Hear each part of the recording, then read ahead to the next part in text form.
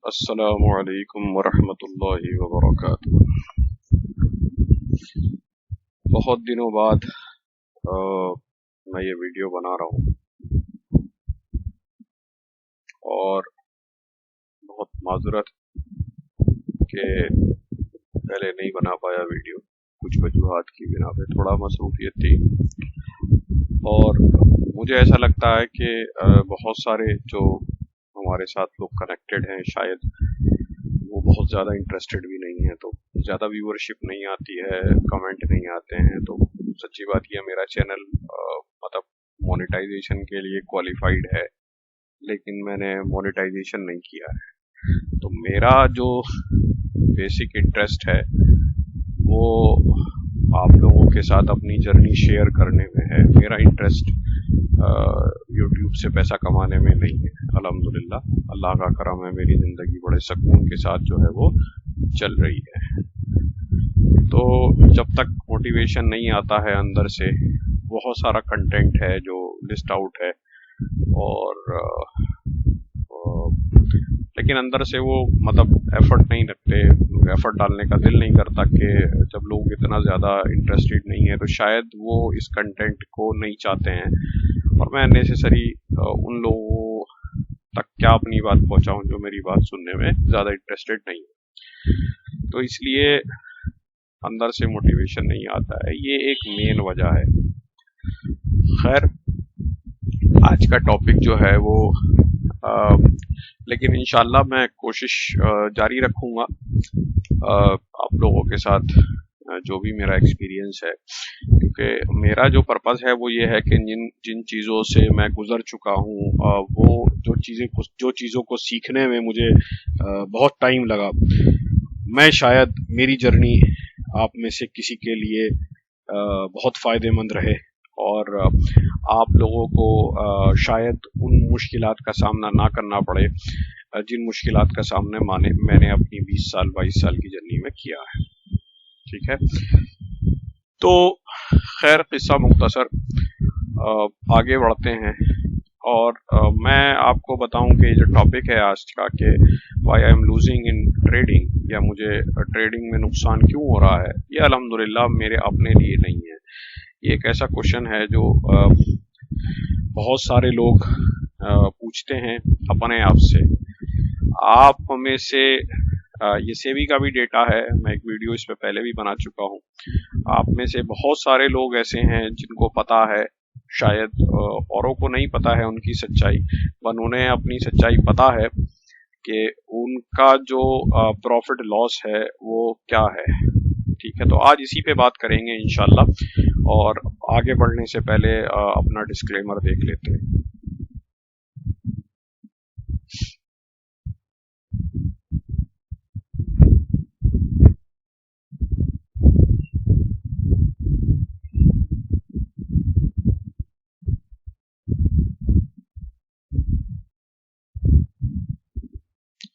Okay, तो disclaimer same है, मैं सेबी रजिस्टर्ड एनालिस्ट नहीं हूँ, मैं कोई एनालिस्ट ही नहीं हूँ, मैंने कोई फॉर्मल एजुकेशन फाइनेंस की नहीं ली है और अल्हम्दुलिल्लाह मैं आप लोगों के साथ अपना एक्सपीरियंस और नॉलेज शेयर करता हूँ। कोई भी एग्जाम्पल अगर आज मेरे मुंह से निकल जाए गलती से, वैसे आज कोई निकलेगा नहीं क्योंकि आज मैं सिंपल सी बात करने वाला हूँ, तो उसको आप रिकमेंडेशन ना समझें, अपना एक एग्जाम्पल के तरीके से लें और जहाँ से आपको जो नॉलेज मिले उसको ज़रूर गेन करें। ठीक है, तो वापस चलते हैं अब।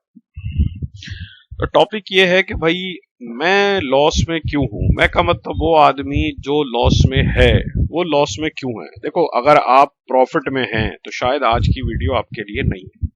बहुत सिंपल सी बात है, आप अपनी जिंदगी के 10-15 कीमती मिनट कहीं और लगाइए, इस वीडियो को मत देखिए। लेकिन अगर आप लॉस में हैं और आप रिपीटेड लॉस में हैं, अब मैं आपको बताऊं आगे बढ़ने से पहले कि मेरे लिए लॉस का मतलब क्या है।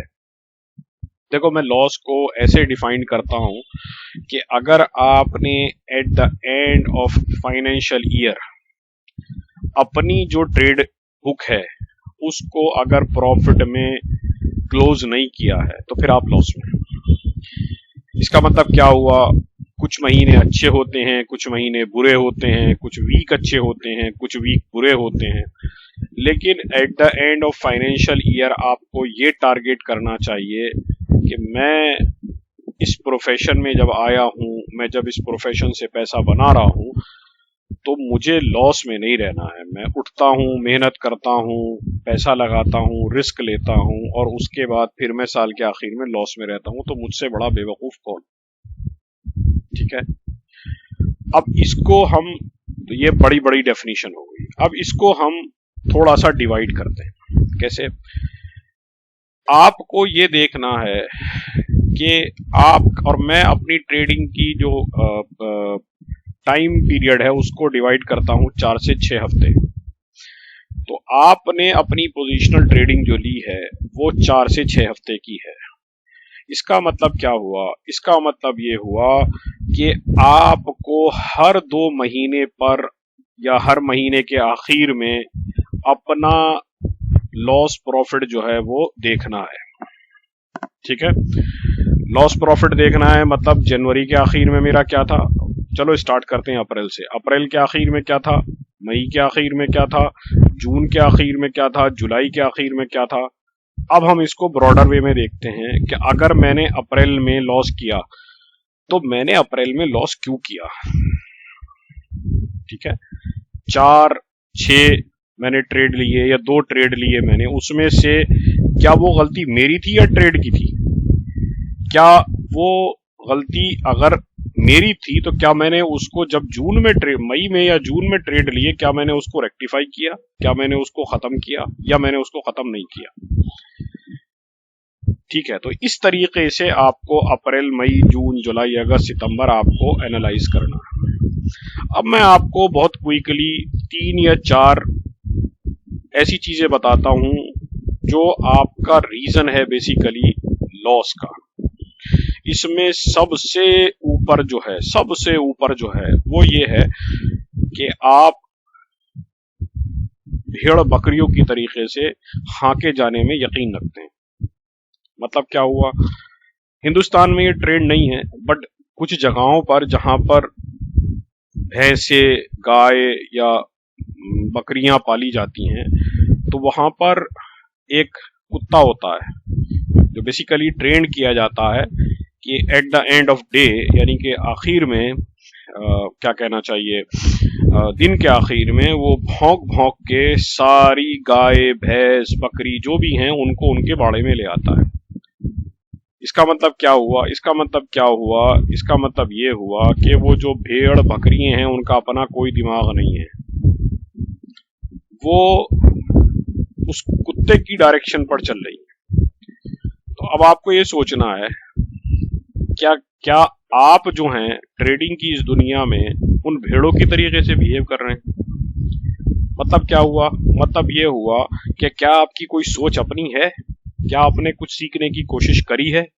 या आप किसी के कहने पे, किसी ने बोल दिया ये ले लो, किसी ने बोल दिया ये बेच दो, किसी ने बोल दिया कोई बात नहीं होल्ड करो अभी जाएगा ऊपर, किसी ने बोल दिया सेटअप बहुत बढ़िया है घुस जाओ आगे चलेगा, या किसी ने बोल दिया अरे बहुत बढ़िया स्टॉक है, इसके फंडामेंटल बहुत शानदार हैं घुस जाओ।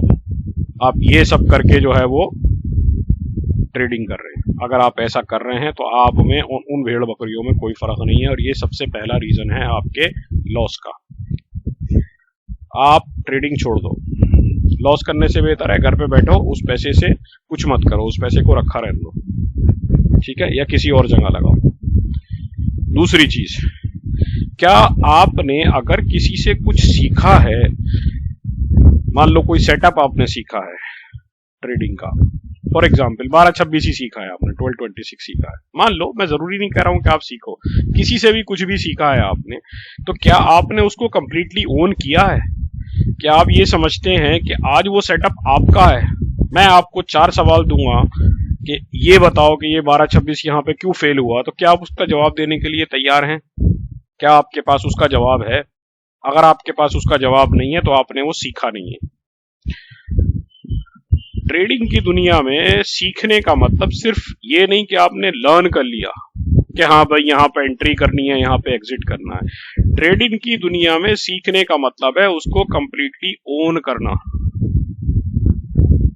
मतलब ये ऐसा है कि आपने एक बच्चे को गोद ले लिया और हर महीने उसकी एजुकेशन के पैसे उसको स्कूल में जाके दे रहे हैं, उसे खाना पीना दे रहे हैं, लेकिन आपने कभी उससे ये नहीं पूछा कि बेटा तू पढ़ क्या रहा है, तू घर से जा रहा है, तू स्कूल जा भी रहा है कि नहीं जा रहा है।